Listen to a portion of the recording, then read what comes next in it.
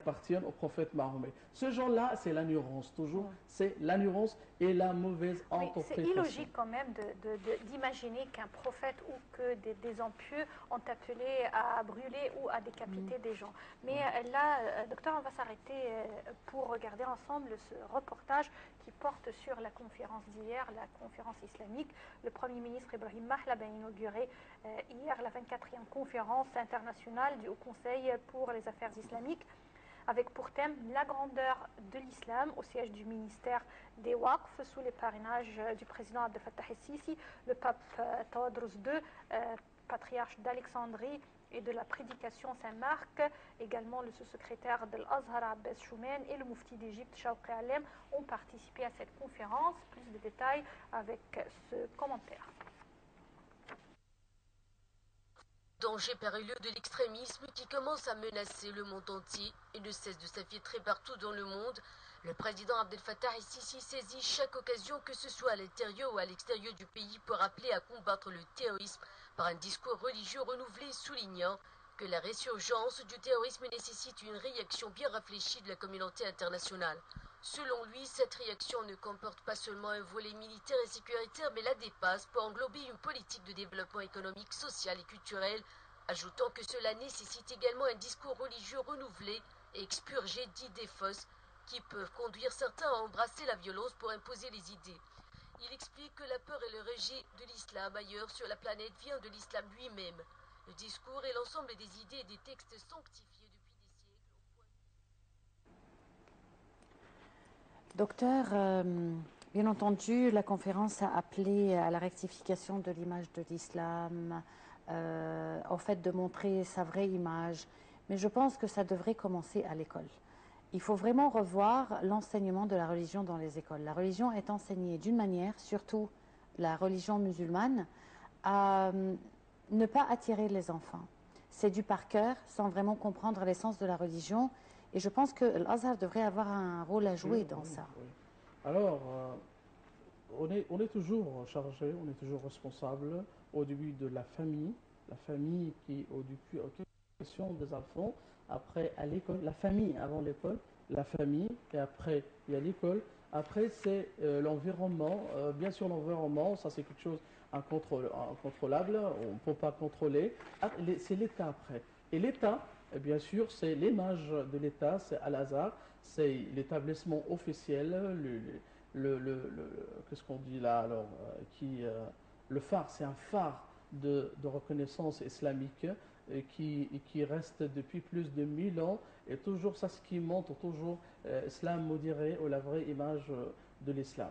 Vraiment, Al-Azhar doit faire un rôle très très fort, très efficace dans la société. Alors les prêcheurs doivent partir partout. En même temps, c'est juste les prêcheurs de Al-Azhar qui sont bien éduqués ou qui sont permis alors de parler avec les gens. Ce n'est pas quelqu'un de n'importe qui, alors qui monte, on ne connaît pas son éducation et son attitude et tout ça, qui parle avec les gens et qui donne le serment. Ça c'est bien que tu la politique de Wzarat al-Awqaf, le ministère de Waqf, qui font ça, c'est juste pour les prêcheurs de l'Azhar. On doit juste imaginer comment l'islam a été répandu dans le monde entier. Par exemple, alors en Indonésie, en Malaisie, alors très très loin de nous. Alors maintenant, Malaisie, Indonésie, c'est le pays le plus peuplé de l'islam avec le grand pourcentage de l'islam dans le monde entier. Là-bas, il n'y a pas d'armée, il n'y a pas des militaires qui étaient là-bas. Comment l'islam a été répandu là-bas? Par deux choses.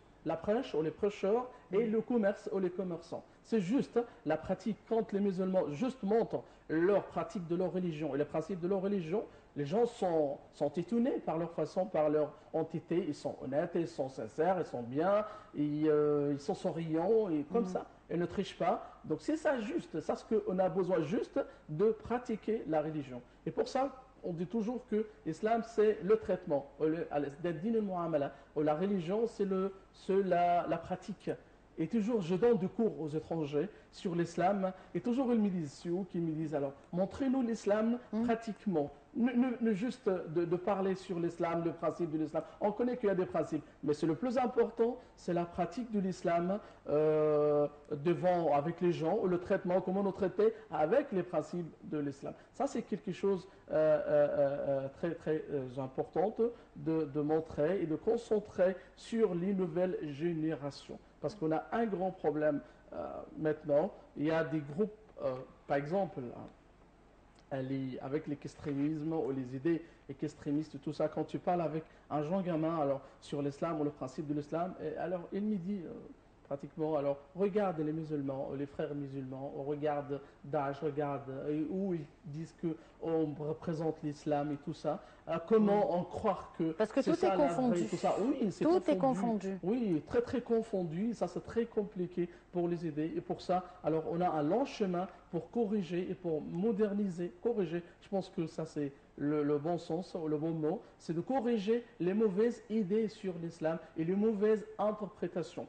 L'idée de mécréance commence même juste à la suite du prophète Mahomet. Juste à la suite. Il y avait des gens qui disent à Ali ibn Abi Talib, tu es mécréant. Ali, le quatrième calife, le grand compagnon du prophète Mahomet, alors il était accusé d'être mécréant par el Khawarij.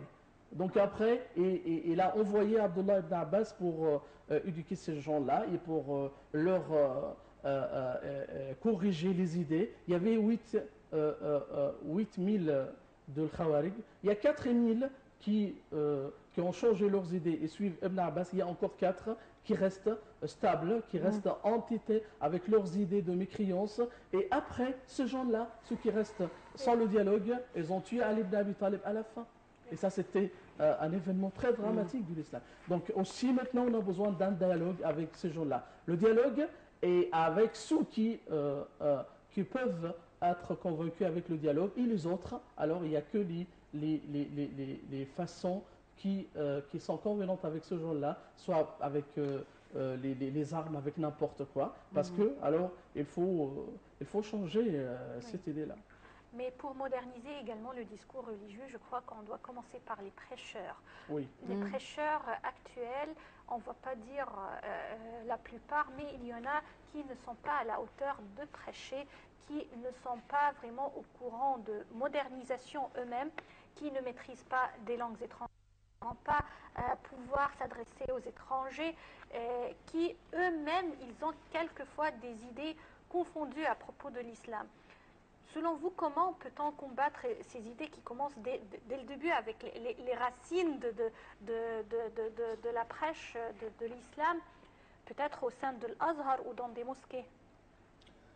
Bien sûr, les prêcheurs maintenant, ils ont un problème parce qu'ils ne sont pas aussi très bien éduqués. Alors, ils ont besoin de lire, de savoir et tout ça. Et en même temps, de corriger aussi quelques idées. Parce que ce n'est pas possible que je lis juste dans les textes, pas des textes religieux, pas le Coran ou le Hadith, mais l'interprétation. Et ça, le problème, quand le président, quand il parlait sur des textes divins, des textes sacrés, et bien sûr, il ne vise pas la tradition du prophète Mahomet ou le Hadith, ou le Sunna ou le Coran. C'est l'interprétation. Ça, c'est, il y a des gens qui ont juste profité de ces mots et ils parlent, regarde le président Assisi, il est mécréant parce qu'il parle de négliger quelques textes religieux, je sais pas, il profane aussi les textes religieux et tout ça. Ça, c'est très très dangereux. Docteur, si ces gens ne sont pas à la hauteur et ne sont pas assez instruits, pourquoi leur permettons de prêcher?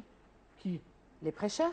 Oui, mais il y a de manque maintenant. Ils ne font pas le bon rôle maintenant. Il y a des prêcheurs juste qui lisent les anciens livres, qui parlent de l'interprétation du Coran, et en même temps, ils ne modernisent pas leurs idées.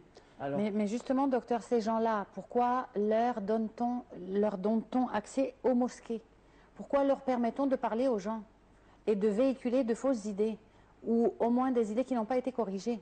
c'est ça le rôle de l'Azhar maintenant. C'est l'Azhar qui doit alors corriger les idées pour les prêcheurs, qui doit alors bien enseigner les prêcheurs de comment adresser et comment parler avec le public, avec les gens, les naïfs ou les simples, les musulmans qui n'ont pas des profondes idées et tout ça, mais c'est leur rôle maintenant. Oui, mais pour que quelqu'un fasse la prêche, c'est pas l'Azhar qui lui permet de la faire? Ah, mais il y a encore des gens avec l'autorisation de l'Azhar? Non, c'est Wazat al-Awqaf. Le ministère des Waqf. Le ministère Et des le ministère des Waqf, pourquoi il ne fait pas une supervision sur cela? Bon, maintenant, ça commence. Maintenant, Ça devrait. oui, c'est maintenant depuis un an, ça commence Oui, on espère bien. de superviser tout ça. Mais avant, c'était n'importe qui, alors qu'il monte sur la chaire et il parle avec les gens, avec son attitude, comme ça, il n'est pas bien éduqué. Mais ça commence maintenant. Et comme déjà dit qu'on a un long chemin pour corriger alors les mauvaises idées sur l'islam. Oui. Alors on espère bien que tout le monde puisse connaître l'esprit de l'islam, la tolérance de l'islam.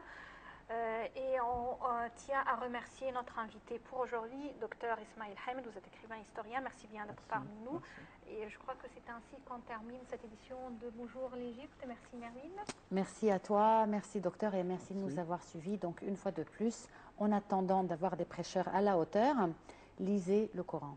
L'essence de l'islam est dans le Coran. Essayez de lire des explications du Coran, des explications accréditées bien entendu, des sites internet de confiance où vous pouvez vraiment comprendre le vrai islam. Merci de nous avoir suivis et on se retrouve donc demain à la même heure avec une nouvelle équipe et une nouvelle édition de Bonjour l'Égypte.